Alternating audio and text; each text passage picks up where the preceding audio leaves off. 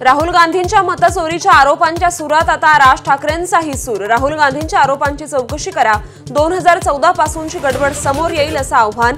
आपल्याला मतदान होतंय पण ते आपल्यापर्यंत पोहोचत नाही असाही दावा। मनमोहन सिंगांनी केलं त्याच्या 10%ही मोदींना करता आलं नाही। काँग्रेस अध्यक्ष मल्लिकार्जुन खरगेंची टीका।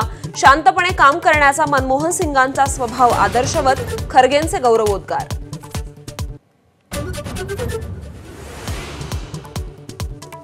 पुण्यात फ्रेशर्स पार्टीच्या नावाखाली अल्पवयीन मुलांना सुरू होती मद्य विक्री। महाराष्ट्र नवनिर्माण विद्यार्थी सेनेनं बंद पाडली दारू पार्टी।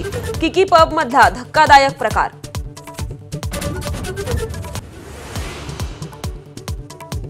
पुण्यात सह्याद्री रुग्णालयात यकृत पुनर्रोपण शस्त्रक्रिया जीवावर बेतली। शस्त्रक्रियेनंतर पती पत्नीचा दुसऱ्याच दिवशी मृत्यू। रुग्णालयानं हलगर्जीपणा केल्याचा कुटुंबियांचा आरोप।